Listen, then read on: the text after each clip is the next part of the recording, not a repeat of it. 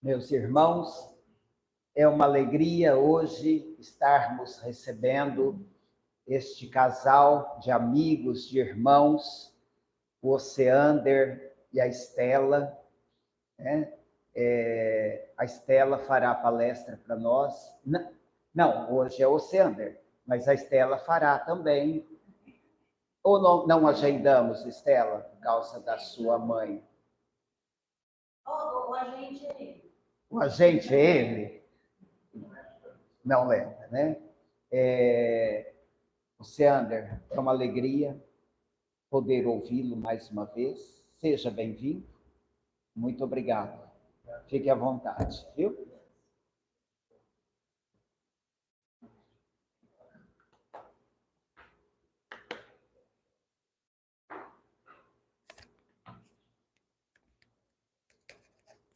Nós estamos chique de microfone aqui agora.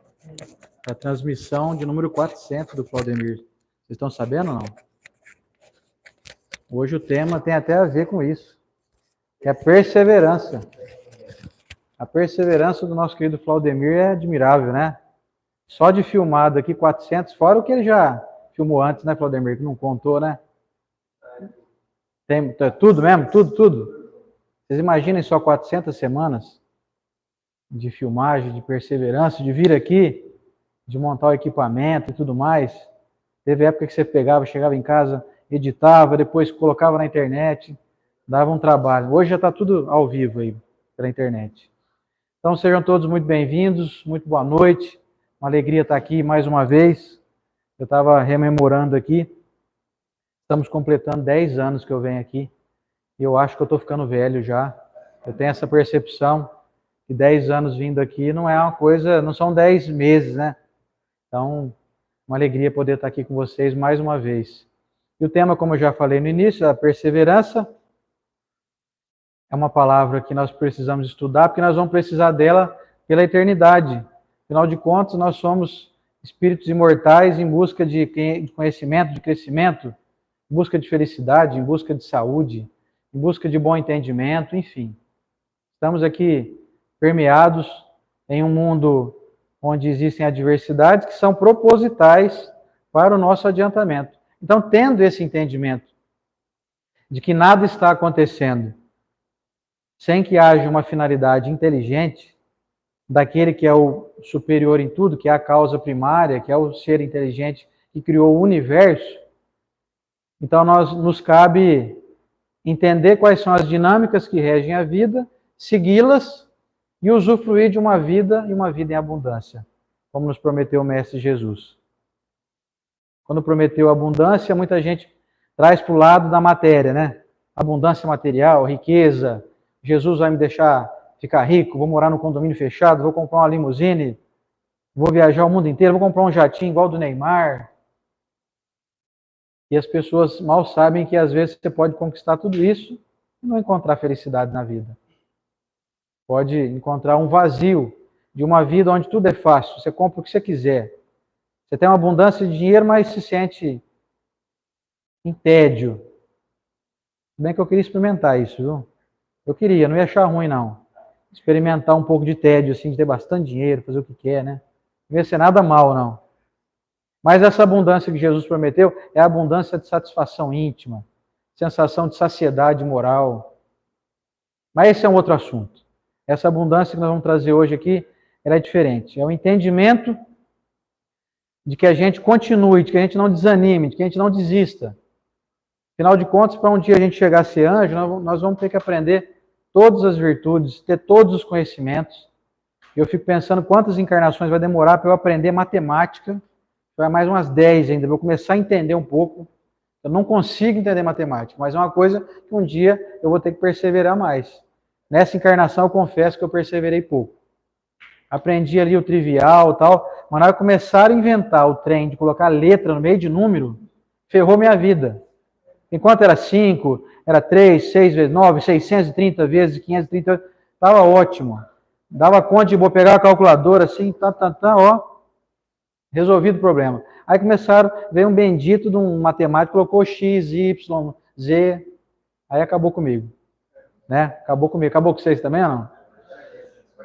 Não tem nenhum matemático aqui não que fala, isso aí é moleza para mim. Tá cheio de gente. O Diora né, Diora? Você sabe, né, Diora? Então, o Diora é professor, então o Diora sabe tudo. Você vê, é uma completude que ele já conquistou através da perseverança, né? De estudar, de não desistir. E aí, vamos lá então. Eu gostaria de trazer uma diferenciação. Existem duas palavras que parecem serem designações de pessoas perseverantes, mas não são. A primeira palavra é a tenacidade. Vocês já ouviram falar de tenacidade? É uma palavra que não é muito usual no nosso cotidiano, a gente não fala ela muito. E existe outra palavra que eu acho que vocês devem conhecer mais, que é a obstinação. Quando falou tenacidade, eu lembrei daquela cola tenaz, lembra? Mas não é da cola, não é quem gosta muito de cola, não. Tenacidade. Você pensou, não pensou, Adelita? A Adelita já está ligada aqui no pensamento comigo. Então, tenacidade não é alguém que compra muita cola tenaz, não. Então, eu vou trazer a diferença para vocês. Ó. Diferença entre tenacidade e obstinação. É que essa última, ou seja, a obstinação, não sabe se adaptar à realidade. Então, o cara obstinado, ele é assim, ele é quase que um burro sem freio, sabe? Um cavalo doido. Um boi sem, assim, ele abaixa a cabeça assim, vai e tromba no que tiver na frente. Ele vai embora. Então, aos obstinados, falta, então, uma flexibilidade, que é uma capacidade de se adaptar ao meio. Elemento de suma importância para a realização de todos os empreendimentos humanos. É preciso ter entendimento que para você ser alguém perseverante, você tem que ter junto essa obstinação. Você tem que ser aquele indivíduo que, aliás, você tem que ter a tenacidade. O obstinado, ele é burro sem freio. Um exemplo que pode esclarecer bem é esse daqui que eu vou dar agora. Ó. Você imagina que você deseja ir numa linha reta, de A até B. Então, você vai daqui até ali atravessar a rua. Se você chegar aqui nessa porta e ela estiver fechada, o que você vai fazer? Se você for tenaz, tiver tenacidade, a porta está fechada, o que eu faço? Eu vou arrumar outra porta por aí. Vou ter uma porta aqui, então vou sair por essa lateral aqui e saio pelo corredor aqui e vou lá. Porque eu preciso ir lá na calçada, do outro lado da rua. Esse é o indivíduo, então, que tem essa tenacidade, essa flexibilidade. Já o obstinado, não, ele vai querer arrumar um jeito de arrumar uma marreta para estourar essa porta. Ele fala, não, tem que ir por aqui, tem que ser por aqui. E aí o que acontece? A pessoa encontra muita resistência na vida. Quando a gente não tem capacidade de se modelar, de contornar situações, a gente costuma desistir, porque fica mais difícil. Então, se você chegar ali e ver que a porta está fechada, eu acho que todo mundo aqui, ninguém é bobo, né? Vai arrumar um jeito de arrumar outro caminho. Então, você pode ser considerado, então, alguém tenaz. Essa palavra, não precisa se preocupar muito com ela, não. É só para poder fazer uma diferenciação. Que é necessário e imprescindível aqui deixar em foco o termo flexibilidade. Que é você conseguir contornar. Como o rio faz. O rio, ele não fica... Você não vê rio em linha reta. A não ser aqueles que o pessoal canalizou, né? Veio o homem e mexeu no curso do rio. Mas os rios, se você olhar, por exemplo, pelo Google Mapas, assim, você vê que eles são todos parecendo umas artérias assim na terra, né? Eles vão contornando obstáculos. Às vezes tem uma pedra no meio, ele anda do ladinho assim, contorna a pedra e vai seguindo em frente. Onde começou a nascer o veio d'água, começa a se formar uma poça, depois a poça vai aumentando, vira às vezes ali um poção, vira uma represa, aí a água começa a sair daquele local e começa a percorrer caminhos. E o destino do rio sempre é o mar, não sei se vocês sabem. Assim temos que ser nós também. Nós temos que copiar os rios. O mar, no nosso caso, é Deus, buscar esse entendimento superior. E o que eu percebo ultimamente, por que eu quis fazer esse estudo aqui hoje? Vou confessar para vocês aqui os motivos. Nós temos percebido com grande alarde, com grande preocupação, as pessoas desistindo fácil de tudo na vida. Desistindo da família, desistindo do trabalho, desistindo de frequentar a casa espírita, desistindo de continuar buscando, se aperfeiçoando, estudando. Isso é muito preocupante porque quando a pessoa resolve, então, talvez até ser obstinado, né, que eu fui obstinado pela doutrina espírita, E agora? Eu falei, não, agora eu larguei mão, não sou mais espírita. Esse é o obstinado. Ele foi obstinado por um tempo. Só que ele não foi flexível. Ele não conseguiu vencer as resistências de encontrar seres humanos convivendo com ele. Então ele encontra barreiras, encontra pessoas que têm as suas deficiências, ou encontra resistência, às vezes, de uma leitura. Não consegui ler aquele livro, já desisti, já de cara. Não buscou, então, o conhecimento com alguém que saiba interpretar melhor aquela leitura. Um dos livros do Pentateuco muito difíceis de serem compreendidos é a Gênese. A maioria das pessoas começa a ler e desiste, fala, não é muito difícil e tal. Mas será que não daria para a gente ter, então, essa tenacidade de buscar alguém que sabe mais que a gente? Isso faz parte da perseverança. Eu não consigo entender, eu leio, mas não entendo. Eu pergunto para alguém, o outro também não entende. Então, será que não existe gente por aí com capacidade de estudar aquilo? E se você for alguém ali que está com o desejo de estudar essa obra? Você pode falar, não, eu vou deixar para estudar obras mais simples, né? Deixa a Gênese mais para frente, tal, quando eu adquirir mais entendimento. Isso faz parte de uma flexibilidade, para não desistir. Agora, se alguém te dá o livro A Gênese na mão, você começou na doutrina agora, você pode desistir de cara, já falar, não mexer com esse negócio de espiritismo, não. É muito difícil, não entendo. Então, seja tenaz, seja flexível, contorne. Fala, não, a Gênese eu não vou ler. Tem outro livro espírita para ler? Tem um monte. Só do Chico Xavier tem mais de 500 para você escolher. A maioria com leitura fácil, de fácil compreensão. Bom, então ficou claro, né? Qual que é a diferença aí? Ser obstinado é coisa que muitos fazem, mas é aquele fogo de palha. É um fogo intenso, mas dura pouco. Não sejamos assim. Eu lembro muito uma vez uma entrevista do Chitãozinho Chororó, e o Chororó falou assim, fazer sucesso é fácil, difícil é se manter em sucesso, manter a regularidade. Então, ser espírita, vir no centro é fácil, difícil é você persistir, mesmo diante das adversidades. Mesmo diante você ficou sabendo que tem uma pessoa lá que frequenta e que não tem um temperamento que você considera adequado, ou que não tem uma conduta irrepreensível. Pois é, a doutrina espírita, ela é maravilhosa, mas as pessoas não podem ser ali associadas a ela. Eu não posso desistir da doutrina por conta que eu conheço um amigo meu que é espírita, por exemplo, e que não paga as pessoas. Isso é ser muito inflexível. Isso é ser até injusto. E a gente percebe que isso tem acontecido. As pessoas têm deixado de lado a frequência da casa espírita, tem aumentado o índice de ansiedade. As pessoas estão começando a tomar remédios psiquiátricos para controlar a ansiedade, síndrome do pânico, porque não conseguem se enquadrar, não conseguem ser inflexíveis para conviver, para compreender que o outro também é doente, o outro também é limitado. Então a gente adquire uma grande inflexibilidade na maneira de julgar as circunstâncias, e aí tirando fora a parte doutrinária, de frequência casa espírita, hoje eu estou vendo que tem bastante gente aqui, ainda bem, mas eu tenho ido a centros espíritas que antes eram lotados e estão diminuindo a frequência. Aí você pergunta para o dirigente assim, o que está acontecendo? Por que o pessoal não está vindo mais? Ah, sabe que um trabalhador se desentendeu com o outro, aí esse trabalhador tinha uns 3, 4 vinham com ele, cara da família, o outro também tinha uns 3, 4, aí já não vem ninguém mais. Não podemos ser tão frágeis assim.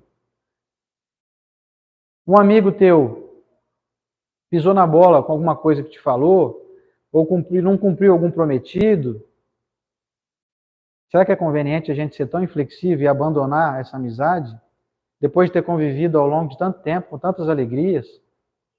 É preciso perseverar nas amizades, perseverar na família. Quer ver alguns exemplos de perseverança que a gente faz desde quando a gente era criança? Isso mostra que nós temos já uma tendência de sermos perseverantes. Primeiro trouxe alguns exemplos aqui, bastante até simples de serem compreendidos. Joguinho de quebra-cabeça. Quem já fez aí? Já fizeram joguinho de quebra-cabeça? Aqueles com 1000 peças, 800 peças? Então, você vê? Quem tem a manha de mexer com joguinho de quebra-cabeça, É alguém que persevera. Eu confesso que já comecei uns 10 já, não terminei nenhum. Faltou perseverança em mim, para poder montar um joguinho de quebra-cabeça que a Adelita já conseguiu fazer. Então, se você já fala, opa, eu já fazia isso quando eu era menino. Eu perseverei, consegui montar, o pessoal geralmente põe em quadro, né, põe na parede, né, tem uns que mandam encapar lá, põe uma capa, como se fosse um plástico protegendo e tal, né. É um mérito, poxa, conseguiu montar um negócio daquele, é incrível. Isso mostra que tem coisas que parecem sutis, são coisas até infantis, como, por exemplo, um jogo de quebra-cabeça, mas que, se a gente conseguir incitar as crianças a fazerem isso, elas provavelmente terão a perseverança no futuro de não desistirem de um relacionamento, de não desistirem de uma prática religiosa. Então, percebam que a gente forma boas crianças, incita elas a esses atos de perseverança, e elas se tornam homens dignos, homens trabalhadores, honrados. Tem uma frase que eu gosto, fala, eduque as crianças e não precisarás punir os homens. Eu não recordo agora quem que é o autor da frase, mas eu gosto muito dessa frase. Se todo mundo dedicasse mais a cuidar das nossas crianças, né? Não teríamos esse alarde de crianças aí com 10, 12 anos de idade, em depressão, com ansiedade profunda, porque nós não estamos perseverando em trazer elas, por exemplo, para a evangelização infantil, para ensinar elas, se não tem evangelização. Aqui tem evangelização? Tem, Diora? Tem, então. Mas tem lugar que não tem, que às vezes a cidade é pequena, pessoal. Mas então você leia um livro com teu filho. É gostoso? Fala, não é mais gostoso ficar mexendo no celular, né? Só que o celular está trazendo grandes prejuízos para as famílias. O excesso de tela tem trazido grandes problemáticas nas famílias. A gente que lida com muita gente na Rio Preto percebe isso muito claramente nos locais, tanto na nossa casa espírita, que tem muita gente que frequenta lá, quanto no dia a dia, conversando com as pessoas. Estou com uma paciente minha lá, que a filha dela, de 10 anos de idade, está com depressão. Foi psicólogo e tal. Arremate final da psicóloga. Problema de excesso de tela. Porque quando fala de tela, pensa que é só o celular, né? É televisão também. Muita televisão, muita YouTube, muita internet, muito TikTok. Então fica um alerta para todo mundo aí. Persevere na educação do seu filho. Diminua a incidência dele usar esse aparelho. Não vamos também falar, não vai usar mais, não vai ter. Também é um excesso, né? É um exagero, mas dá para poder diminuir. Lá em casa a gente instituiu lá que é 1 hora por dia. Que eu já acho muito até. 1 hora por dia. Porque se deixar, eles ficam 24 horas por dia, celular na mão. E para nós é mais fácil, larga lá, fala, fica lá à vontade, lá, usa aí. Deixa eu quieto, né? Deixa eu aqui descansando. Deixa eu ver o meu jogo de futebol. Tosse, filho, tosse o celular na mão aí. Quer dizer, hoje a gente não persevera na educação, amanhã a gente vai chorar. Com um adolescente, com um adulto problemático. Quer ver outro caso? Ó? O agricultor e a colheita. Vocês conhecem algum agricultor que planta hoje e colhe amanhã? Tem alguma coisa que você planta hoje e colhe amanhã? Não tem, né? Acho que um negócio mais rápido que tem, acho que é o rabanete, né? Uns 15 dias você planta e já tem rabanete para colher já. Se eu tiver errado, alguém me corrige. Tem algum agricultor aqui? Pode me corrigir? Tem alguma coisa que colhe mais rápido que rabanete ou não? Você planta? Eu lembro de rabanete que eu plantei já, rabanete na minha casa ainda. Plantava lá, daqui a pouco você ia colher, saiu o rabanetinho, coisa mais linda do mundo. Eu até nem gostava muito de comer rabanete, não, mas eu gostava de plantar. É. Então o agricultor tem esse entendimento que é preciso dar tempo às coisas. Você tem que ter paciência, tem que esperar. Você planta laranja, é 6 anos para colher uma laranja. Então o cara quando planta lá a mudinha de laranja, aquela laranjeirinha pequenininha, ele vai ter que esperar 6 anos. E ele não vai esperar assim, larga lá, daqui 6 anos eu volto para colher laranja. Não. Ele vai ter que tirar a erva daninha, ele vai ter que limpar o terreno, ele vai ter que às vezes fazer algumas podas. Às vezes em época do ano ele vai ter que dar um jeito de regar, vai ter que adubar, gastar com adubo. Então olha o trabalho que tem, para depois ele começar a colher laranja. Percebam que a natureza já nos dá dicas de como nós devemos proceder. Ó, outro exemplo, ó. O jogador e o gol. Outro dia eu estava vendo um podcast, o Kaká, vocês lembram do Kaká, um craque brasileiro nosso aqui? foi considerado já o melhor jogador do mundo, não sei que ano, em 2005, uma coisa assim. O Kaká falou um negócio que eu não sabia. Ele falou assim, você sabe quanto tempo um jogador de futebol fica com a bola nos pés? Durante um jogo inteiro, um jogador só. Em média, 1 minuto e meio. Você sabia? Que a bola passa de um jogador para o outro, não fica como um jogador só, né? Então, em média, cada jogador ele fica 90 minutos jogando um jogo que ele mesmo só pega na bola 1 minuto e meio, somado todas as vezes que ele pega na bola. Ele pega a bola aqui 5 segundos, toca para o outro. Aí depois mais 5 segundos, toca para o outro. Já foram 10 segundos. Somado inteiro o jogo, em média, 1 minuto a 1 minuto e meio. Você imagina a perseverança que tem que ter um cara em participar de um jogo coletivo, onde a tua participação direta mesmo, de você pôr a mão na massa, é só 1 minuto e meio, no meio de 90 minutos. Dá 2% do tempo só. Você está ali, ativo, jogando. E o cara não desiste, o jogador é perseverante. Ele joga. Ele não liga que 98% do tempo não está no comando dele o jogo.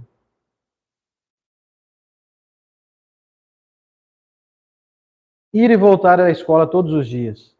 Teve alguém aqui que nunca foi na escola? Ou então podia chegar na hora que quisesse na escola? Todo mundo teve que cumprir horário, né? Foram muitos anos, né, de lida, de frequência a uma escola. Isso já vem ensinando para nós essa perseverança também. A assiduidade, a disciplina. Você tem hora para entrar, tem hora para sair, tem que ir todo dia. Se tiver um tanto de faltas, você repete de ano. Ou então não consegue concluir o curso, depois tem que repor. Então percebam que no nosso cotidiano já existem várias circunstâncias assim. Escalada de uma montanha. Estava vendo outro dia também um documentário do pessoal que vai escalar o Monte Everest. Eles fazem um planejamento quase um ano, programando as várias subidas, porque são várias etapas. Para escalar o Monte Everest é um baita no planejamento, vocês não fazem ideia. Muitos deles não conseguem e acabam morrendo no meio do trajeto. Diz que é o maior cemitério ao ar livre do mundo, é o Monte Everest. Está cheio de alpinistas lá que não conseguiu subir e acabou morrendo e fica lá mesmo, porque não vai poder pegar o corpo e descer com ele, dá muito trabalho, fica muito caro, então o pessoal acaba deixando lá mesmo. Não tem como chegar de helicóptero, porque é um lugar muito alto, muito frio, muito ventania. Então, vocês imaginam a perseverança, tem que ter alguém sabendo que das dificuldades que é escalar um monte desse, que é o maior do mundo. Tem que ter um planejamento, tem que ter ali um esforço, tem que ter um gasto de dinheiro, de tempo, de saúde, né? Isso para quem vai fazer isso? Você não vai ver eu nunca escalando nada. Estou fora. O máximo que eu escalo é subir o bondinho lá do Pão de Açúcar, no Rio de Janeiro, e o teleférico me leva lá. Senão, depender de eu escalar, eu não vou em lugar nenhum. Ah, eu tô doido, vou nada. Ó, arrumação de casa. Principalmente as mulheres, né? Que perseverança, hein? Você olha a casa, tá aquele forféu mesmo, ainda mais depois de uma festa, vem família em casa. O que você faz? Você começa do início, vai fazendo uma coisa de cada vez. Isso mostra que a gente vai desenvolvendo então a disciplina. Ao invés de você olhar e desesperar, falar, nossa, é muita coisa para arrumar aqui, desisto, não vou arrumar nada. Nós não podemos fazer isso. Aliás, fica a dica para os homens aí, por favor, ajudem suas esposas aí, tua irmã, tua mãe. Não acha que você você é o servido aí, não. Você não. Você mora numa casa, aí você tem que colaborar, viu? Então fica um puxãozinho de orelha nos homens. Eu posso dar puxão de orelha em homem, não posso? Ficaria chato se eu desse puxão de orelha em mulher, né? Aí em homem eu posso falar mal de homem, né? Então eu vou falar. Então, camarada aí, ó, persevere, auxilie com quem você convive aí. Arrumar a casa não é fácil, não. Tem muita coisa para fazer, né? Você dá uma mãozinha lá. O trapezista do circo. Tem um primo meu que é do circo. Eu acho que já vieram até aqui. Real Argentino Circo. Vocês conhecem? Meu primo, o Elber. Não sei nem se ele está assistindo nós aí. Ele é trapezista do circo. Já caiu um monte de vezes já. Acho que se arrebentou um pouquinho lá já. Mas continua sendo trapezista. Se for lá no espetáculo dele, você vai lá ver ele. Hoje ele usa segurança, põe uma cordinha lá, tal, para caso de cair, não se machucar tanto e tal.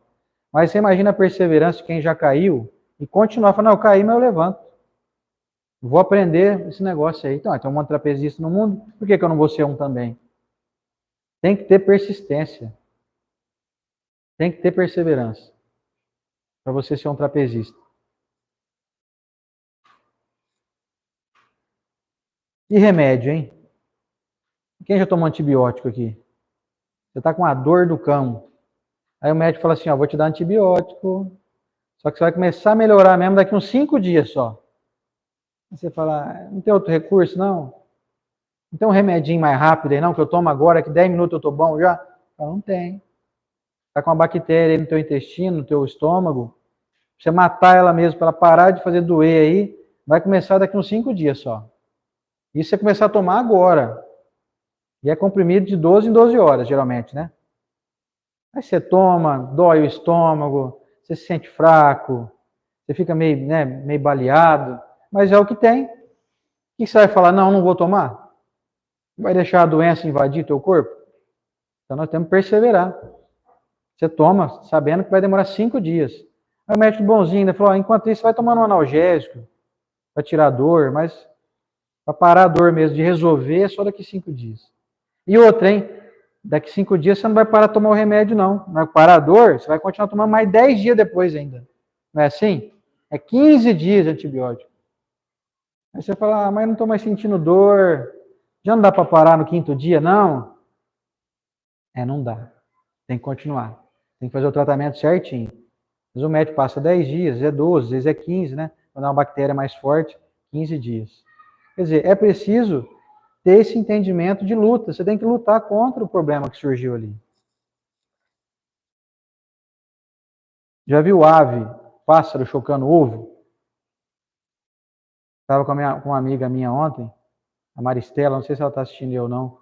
Maristela Mendicino, mora lá em Rio Preto. Ela falou assim, vem cá para você ver uma pata que tem aqui. Ela mora num condomínio lá em Rio Preto. Ela falou, a pata faz de ninho um vaso de flor que tem na sacada da minha janela do meu quarto.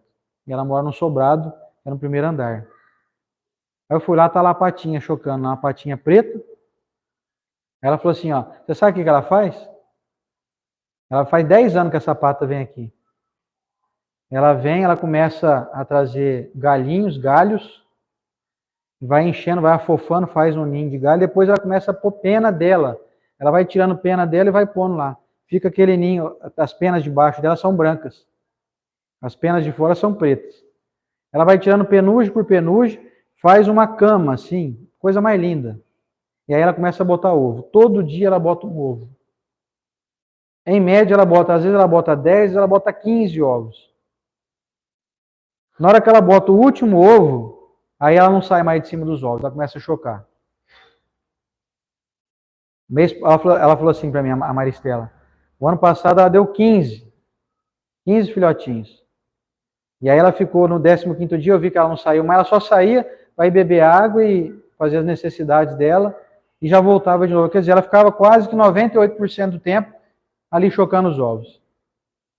Passa um período lá, que eu não sei quantos dias são, começam a nascer os patinhos. Aí você imagina 15 patinhos dentro de um vaso de flor. E eles ficam aquele monte, tudo debaixo dela, ela fica ali com eles de 1 a 2 dias debaixo dela. Ela não deixa eles saírem. No 3º dia, eles começam a querer andar, sair debaixo dela. Porque ela tem que sair também para comer, para tomar água, né? E aí ela começa lá de baixo, ela vai lá embaixo e começa a piar lá, fazer os barulhos dela lá, fazer um barulho característico de pato. E os patinhos todos pulam lá de cima. Pulam todos. Ela falou assim, nunca morreu nenhum. Nunca nenhum se machucou, assim, de ficar com a patinha machucada, nada. Eles pulam do 1º andar daquele vaso, no chão, no térreo. E aí a casa dela é fechada, né, com muro.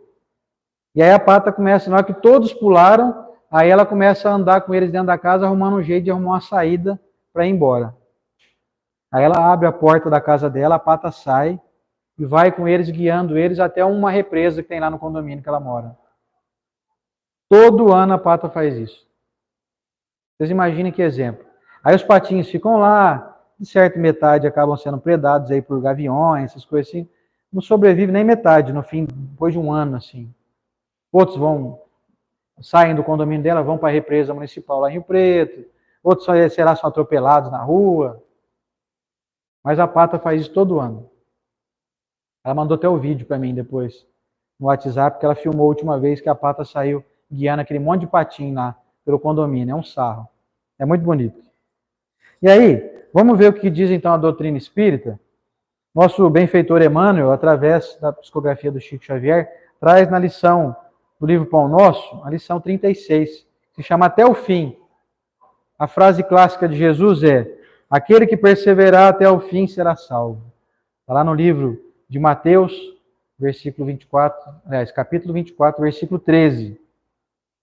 O Emmanuel diz o seguinte: aqui não vemos Jesus referir-se a um fim que simbolize término, e sim à finalidade, ao alvo, ao objetivo. O Evangelho será pregado aos povos para que as criaturas compreendam e alcancem os fins superiores da vida.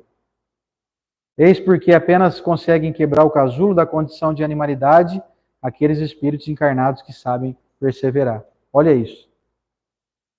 Se nós desistirmos em qualquer momento, nós estamos fadados, ou seja, nós estamos nos condenando à animalidade. Estamos nos colocando numa posição de sermos do reino animal mais próximo dos animais do que dos homens. Quando a gente resolve desistir de qualquer coisa que a gente começa. Então você imagina aí o que a gente pode falar, por exemplo, dos relacionamentos familiares. Se a gente desistir fácil do casamento, e a gente pode encontrar 1000 motivos para desistir, como é que iria progredir a humanidade? Como é que iriam se formar os núcleos? Você imagina um cientista, se desistisse de buscar a fórmula de descobrir como arrumar uma vacina contra o Covid, por exemplo. Vocês viram que foi a vacina mais rápida a ser desenvolvida. Em média demora 10 anos, o Covid foi 1 ano e meio, mais ou menos. Foi a persistência de muitos cientistas mundo afora, em busca de nos salvar, literalmente. Tirando fora as controvérsias, se a vacina foi bem feita, se não foi, se está trazendo efeito colateral ou não, o fato é que houve um desejo de curar a humanidade, de tirar esse vírus letal da nossa existência. Foi muito grave. Agora você imagina se fosse no padrão de antigamente 10 anos esperando a vacina chegar. Quando ela tivesse sido produzida finalmente, já teria dizimado metade da população do mundo. Então ainda bem que muita coisa, muito mal foi evitado por isso. Ah, mas tem efeito colateral. Estão descobrindo agora. Tudo bem, são coisas imprevisíveis. Na época que eu tomei a vacina, eu pensei assim, se um dia essa vacina der problema, pelo menos eu tentei viver, né? Eu tive a perseverança de tentar ficar vivo. Se vai me dar um problema, sei lá, daqui 5 anos, né? Na época eu pensei em 2021, né? Quando a vacina saiu. Eu pensei assim, bom, então, em vez de morrer em 2021, que eu morro em 2025, 2030, sei lá. Quer dizer, isso faz parte de uma flexibilidade também, de ter essa compreensão. Então, isso nos coloca, assim, dentro de uma linha de raciocínio. Será que não é conveniente eu raciocinar e surgiu aí o que a ciência nos orientou a fazer? Será que não é conveniente a gente fazer? Allan Kardec foi muito taxativo nessa questão de ciência, quando disse que se um dia a doutrina espírita fugisse dos padrões da ciência, que deixássemos então a doutrina e seguíssemos com a ciência. O próprio Emmanuel falou isso para o Chico Xavier também. Se um dia eu começar a falar coisas para você que fogem do Evangelho, me deixe. E siga com o Evangelho. Siga com Jesus. Isso faz parte de um raciocínio que é preciso ter maturidade espiritual para poder desenvolver. De saber ter esse olhar. Quando o mestre louvou a persistência, evidenciava a tarefa árdua dos que procuram as excelências do caminho espiritual. É necessário apagar as falsas noções de favores gratuitos da divindade. Quer dizer, favor gratuito não existe. O que existe é um investimento que a espiritualidade faz naqueles que persistem, que se esforçam, que demonstram querer utilizar benefícios para o bem da coletividade. Se você pede saúde de uma maneira egoísta, por que você quer ter saúde? Ah, porque eu quero ter uma vida confortável, né? Quero ficar aqui no bem bom aqui. Isso é muito pouco. Você pede inteligência, raciocínio rápido, boa capacidade de se comunicar, de lembrar das coisas. Mas para quê você quer isso? Ah, porque eu quero mostrar que eu sou superior, né? Eu quero mostrar que aqui em Polônia não tem ninguém que tem mais conhecimento que eu. Então, vaidade, orgulho. Você não vai receber esse favor da espiritualidade. Eles vão avaliar se a tua intenção é boa. E a intenção só pode ser boa quando ela é boa para todos. Se o negócio é bom só para mim, eu entro na linha do orgulho. Se eu quero o bem só para mim, não é um bem de fato. É um bem egoísta. Então aqui eles estão dizendo o seguinte: não espere receber favores gratuitos da divindade. É preciso demonstrar perseverança no bem. É preciso demonstrar que quero ter saúde para poder ter mais vigor para cuidar bem da minha família, para tratar bem as pessoas, para trabalhar, para produzir. Eu quero ter inteligência para poder ajudar a orientar as pessoas, para poder dar um bom conselho, para ser um bom amigo, para não deturpar a mensagem que chega até mim, de modo que se alguém chega com um problema, eu tenho inteligência então para ajudar a pessoa a encontrar a solução. Esse favor a divindade faz para nós. Você pode pedir auxílio aí para isso. Você vai ser auxiliado, porque você passa a ser alguém que trabalha diretamente com a obra divina. Você é colaborador do progresso da humanidade. De modo que podemos dizer que você é, entre aspas, um empregado, um secretário de Deus. Como que Deus não vai te providenciar o que você necessita para crescer e para ajudar os outros a crescerem? Só que para isso, é preciso lembrar que durante o trajeto, você vai se deparar com a ingratidão, com a incompreensão daqueles que te rodeiam. Que às vezes vão falar que você é falso, que você é mentiroso, que você quer se aparecer, que você quer dar uma de bom, você acha que você é melhor que os outros. Vai aparecer circunstâncias assim. A gente conhece pessoas muito proeminentes que desistiram da tarefa espírita, porque receberam uma crítica. Tem uma história até que a Estela conta de um famoso artista, um músico, no meio de um estádio de futebol, lotado de gente para ver um show dele, um show de rock. Mais de 100 mil pessoas reunidas. No final, aquela apoteose, o povo indo ao delírio de ouvir as suas músicas, todos fãs, né? Ele saiu de lá maravilhado, tomou seu banho no vestiário lá, no camarim. 100 mil pessoas aplaudindo ele. Quando ele estava preparando para entrar no carro para ir embora, e saindo do vestiário, saindo do estádio, o povo já estava tudo se dispersando e indo embora, tinha um lá, um dos seus fãs, entre aspas, e gritou para ele de longe, viu ele de longe e falou assim: ô fulano, teu show foi uma droga. O cara entrou em depressão por causa disso. Ele pensou, depois ele contou uma entrevista, ele pensou até em desistir. Quer dizer, desistir é não persistir, é não perseverar. Teve 100 mil te elogiando, te enaltecendo. Um te criticou, você já se abate, você já desiste. Sem dúvida nenhuma, você vai se deparar com muita gente no teu trajeto que é assim, que quer te derrubar, quer ver você mal, quer ter notícia que você está doente, que você não prosperou.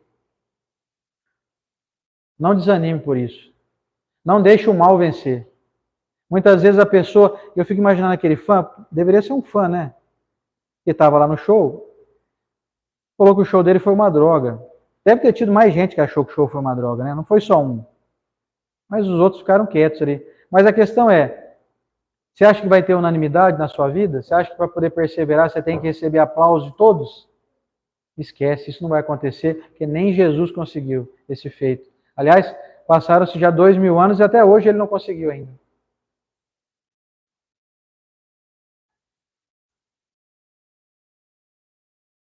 Ninguém se furtará impune a percentagem de esforço que lhe cabe na obra de aperfeiçoamento próprio.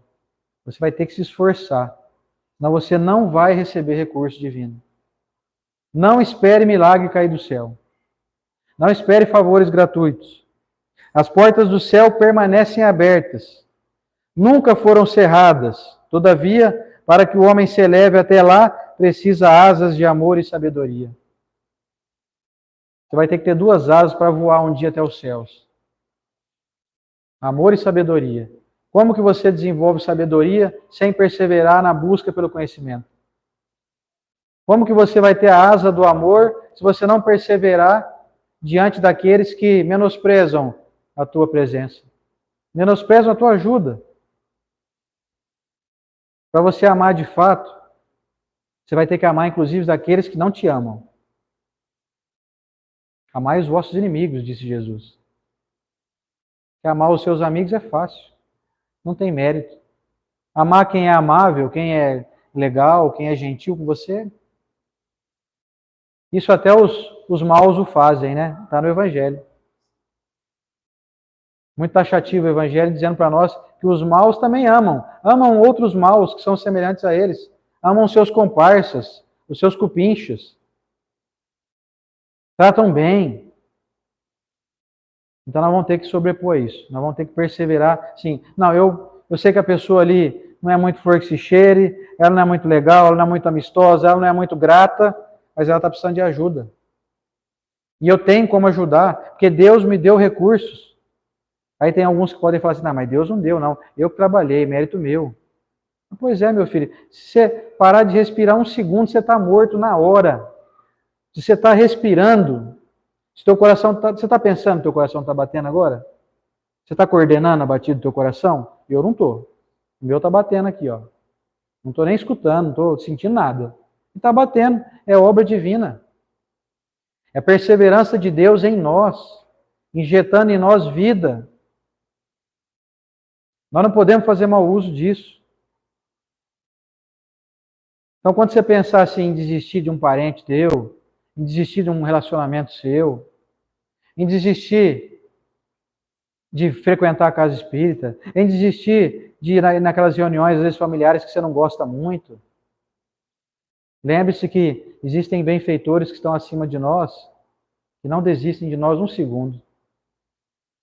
Mesmo que você seja o indivíduo mais maldoso desse mundo.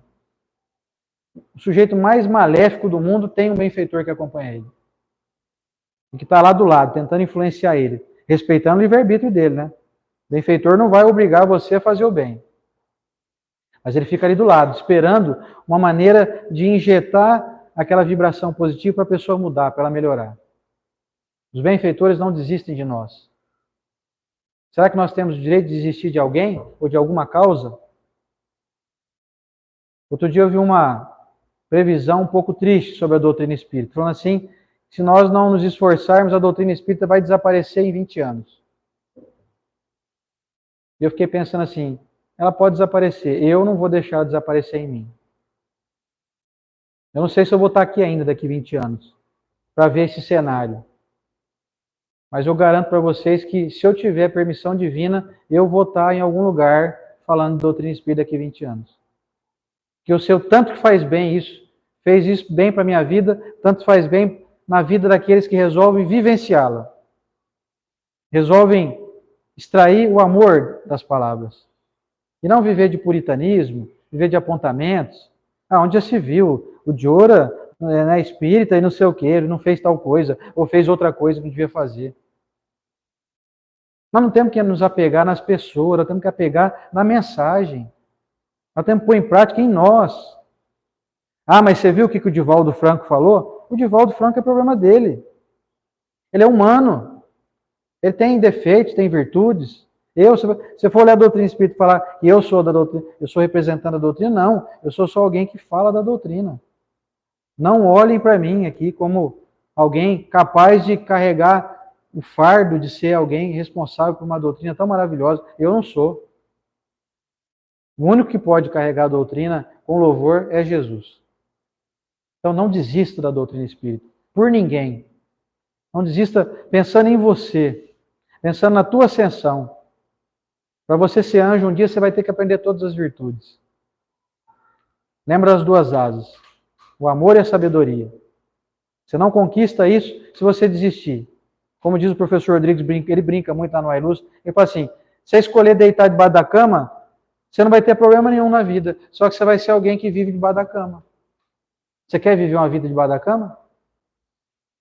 Lá ninguém te perturba. Você não perturba ninguém também. Você não sai debaixo da cama, né? Não é em cima da cama não, hein? Porque se eu ficar em cima da cama, minha filha vem e pula em cima de mim, a cachorra pula, a gata, não dá sossego. Então eu tenho que me esconder mesmo. Se eu quiser ficar inerte, é só debaixo da cama. Ali, acho que vem uma barata, né? Vai vir lá me perturbar lá. Um rato, alguma coisa assim. Nem debaixo da cama dá para ter sossego, hein? Você vê, não tem jeito. Então, já que a tua vida, você não vai ter sossego, vamos dizer assim, você não veio aqui de férias, usa a tua energia para progredir, para aprender virtude, conhecimento, para você ser mais feliz, para você ter mais saúde, para você ter mais amigos, para você ser mais próspero, até financeiramente, para você trabalhar de uma maneira mais eficiente. Não tem problema nenhum ganhar mais dinheiro, comprar uma casa melhor, um carro melhor. Isso faz parte do progresso espiritual da gente. E para finalizar, lição contida em O Evangelho segundo o Espiritismo, capítulo 28, coletânea de preces espíritas. 2 orações para aqueles que desejam requerer a Deus, a obra divina, mais perseverança, mais persistência. Diz assim, ó. Sinto, ó meu Deus, necessidade de te pedir, me dê força para suportar as provações que te aprouve destinar-me. Permite que a luz se faça bastante viva em meu espírito, para que eu aprecie toda a extensão de um amor que me aflige, porque quer me salvar. Submeto-me, resignado, ó meu Deus, mas a criatura é tão fraca que temo sucumbir. Se não me amparares, não me abandones. Senhor, que sem ti nada posso. É bonito, né? Poético. Evangelho segundo o Espiritismo, item 32, capítulo 28. O item 33 é outra que diz assim, ó. A ti dirigi o meu olhar, ó Eterno, e me senti fortalecido. És a minha força, não me abandones. Ó meu Deus, sinto-me esmagado sob o peso das minhas iniquidades. Ajuda-me, conheces a fraqueza de minha carne. Não desvies de mim o teu olhar. Ardente sede me devora, faz brotar a fonte da água viva onde eu me dê sedente. Que a minha boca só se abra para te entoar louvores e não para soltar queixas nas aflições da minha vida. Sou fraco, Senhor, mas o teu amor me sustentará. Ó Eterno, só tu és grande, só tu és o fim e o objetivo da minha vida. Bendito seja o teu nome. Se me fazes sofrer, porquanto és o Senhor e eu o servo infiel. Curvarei a fronte sem me queixar, porquanto só tu és grande, só tu és a meta. Sigamos a meta. Perseveremos. Se você pensa em desistir, não faça parte dessa multidão que vai abreviar a própria existência. Existe uma multidão prevista para partir antes de 2030. São aqueles que vão fraquejar, que vão escolher o caminho da desistência.